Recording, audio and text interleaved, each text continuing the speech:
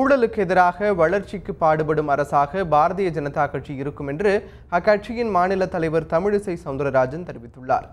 சென்னையில் உள்ள பாரதிய ஜனதா கட்சியின் தலைமை அலுவலகத்தில் நடைபெற்ற கொண்டாட்டத்தில் தமிழிசை சவுந்தரராஜன் கலந்து கொண்டார்.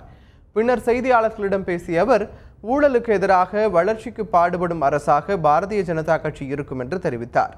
பாரதிய ஜனதா அரசு ஏராளமான வளர்ச்சி திட்டங்களை தமிழகத்திற்கு அளித்துள்ளதாகவும், தமிழக மீனவர்கள் பிரச்சனையில் பாஜக சிறப்பாக செயல்பட்டு வருவதாகவும் தமிழிசை சவுந்தரராஜன் கூறியுள்ளார்.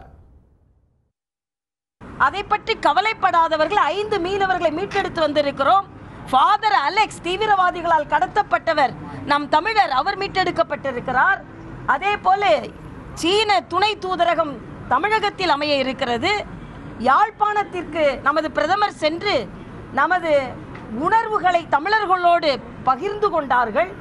எய்ம்ஸ் மருத்துவமனை 10 ஆண்டு காலமாக காங்கிரஸ் செய்யாத சாதனையாக எய்ம்ஸ் மருத்துவமனை நம் மக்களுக்கு வர இருக்கிறது. 150 கோடி ரூபாயில் முதியவர்களுக்கான மருத்துவமனை டெல்லிக்கு பின்பு தமிழகத்திற்கு தான் வர இருக்கிறது. ஆக இவற்றையெல்லாம் பார்க்கும் பொழுது நம் தமிழகம் இன்னும் அதிக பலனடைய போகிறது என்ற மகிழ்ச்சியிலேயே எங்களது கொண்டாட்டங்கள் இருக்கிறது. இதேபோல் மத்தியில் பாஜக அரசு ஓராண்டு நிறைவை முன்னிட்டு கட்சி தொண்டர்கள் நெல்லையில் பொதுமக்களுக்கு இனிப்புகள் வழங்கி கொண்டாடினர்.